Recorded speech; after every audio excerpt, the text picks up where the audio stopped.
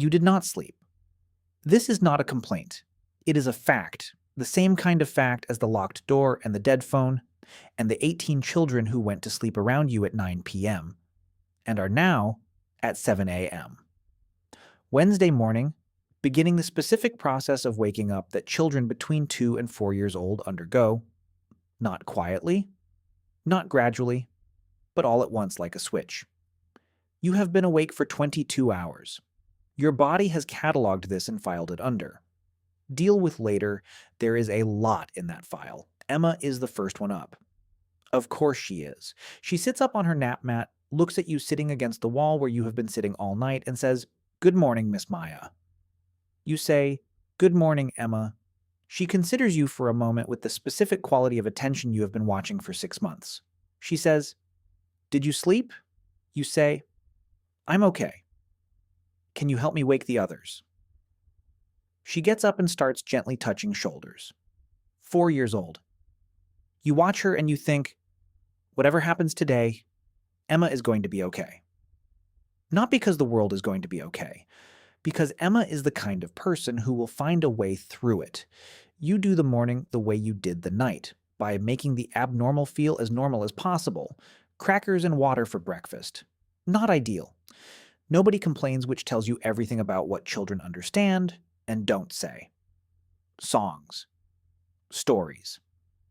The very hungry caterpillar again. Liam specifically requests it, and you do not have the heart to read anything else. At 7:47 a.m., you go to the window. The parking lot. Sarah's car is still there. Driver's door still open. Seat still empty. 3 of them in the parking lot now. Not pressing.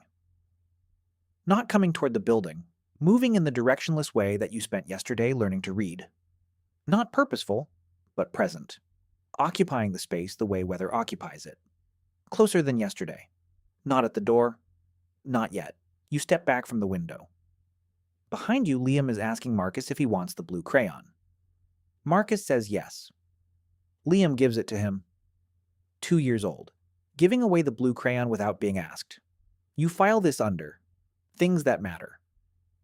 9:23 a.m. The knock. Not the handle moving of yesterday afternoon. Not the directionless pressure of something that does not know what a door is for. 3 deliberate knocks. The kind of knock that a person makes. You freeze.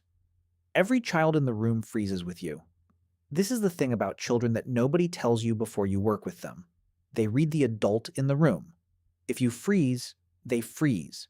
If you are calm, they are calm. If you are terrified, they know it before you do. You keep your face very still. A voice. Male, adult, controlled. He says, "Anyone inside?" National Guard. We're doing a sweep of this block. You look at the children. You say quietly, "Back room, all of you, now." Quietly. Emma moves first. The others follow her, the way they have been following her since yesterday afternoon, when Emma established herself as the one who knows what to do. You do not question this. You are grateful for it. You go to the front. Through the door's side window you can see him. Uniform. Helmet. Gear that looks like what gear is supposed to look like.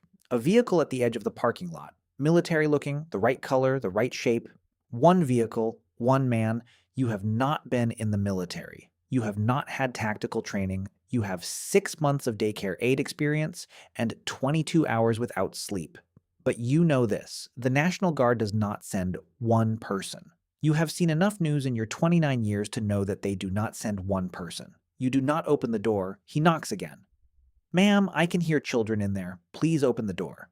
I'm alone because my unit got separated. We were doing a sweep on Corridor Road, and you say through the door, 'Show me your badge through the window.'" Silence. 4 seconds. You count them. Then the badge comes up to the window. You look at it. Photo, name, number, state seal, laminated. The right color. It looks real. You think about Dennis Kaufman. You do not know who Dennis Kaufman is, but you know the thought you are having. Everything can look real. You look at the man through the window, not the badge, the man. He is looking back at you, not at the door, at you, with the specific quality of someone who is tired and hurt and needs you to make a decision. His left arm is bandaged, the bandage is not clean. You open the door. His name is Corporal Hayes. He tells you this in the first 10 seconds, while he is still in the doorway, because he understands that you need it. He says, "Corporal Daniel Hayes, 3rd Battalion. My unit got separated on Corridor Road 40 minutes ago. I have a vehicle 2 blocks north. I can take all of you. But we need to move now. The 3 in the parking lot are going to draw more, and this building is not going to hold." You say, "There are 18 children." He says, "I know. I can hear them." You say, "Ages 2 to 4. He says, "I know what that means. We've done this before." He looks at you. He says, "I'll clear the path." You keep them quiet and moving. No matter what you see, keep moving. Can you do that? You look at this man, 29 years old, 6 months of daycare experience, 23 hours without sleep. You say, yes. You go to the back room, 18 faces, you crouch down to their level. You say, "We are going on a walk. It is going to be a quiet walk. I need everyone to hold hands and stay in a line and keep their eyes forward. Emma is going to be at the front. I am going to be at the back. You are going to follow Emma, and you are going to listen to me. Can you do that?" 18 heads nod. Liam raises his hand. You say, "Yes, Liam." He says, "Can I hold your hand?" You say, "You can hold Sophie's hand. I'll be right behind you." He considers this. He accepts it. Hayes is at the door. He looks at the line of children. Something in his expression changes and then goes back to what it was. He says, "Follow me. Tight. Fast but quiet. 2 blocks north, gray vehicle, engine running. Don't stop for anything." He opens the door, the parking lot, 40 meters to the street. 3 of them in it. What happens in the next 4 minutes is the longest 4 minutes of your life.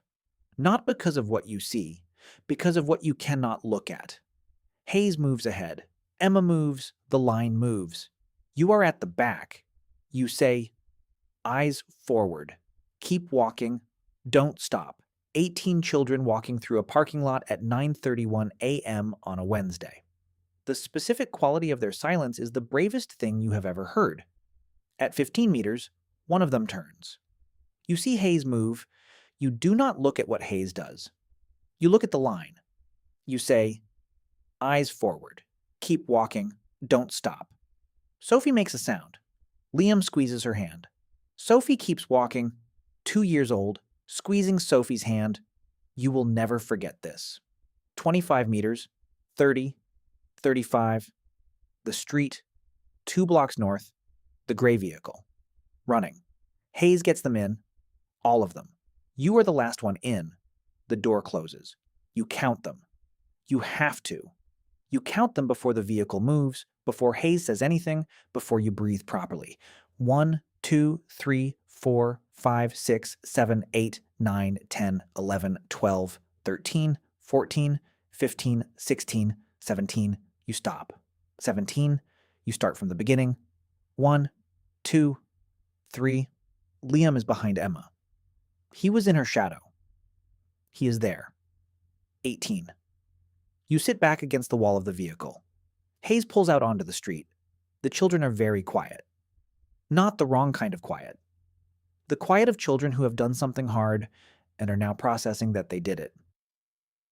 Emma sits down beside you. She takes your hand. She does not say anything. She just holds your hand. 4 years old, holding your hand. You let her. Hayes says, "There's a collection point at Millfield High School.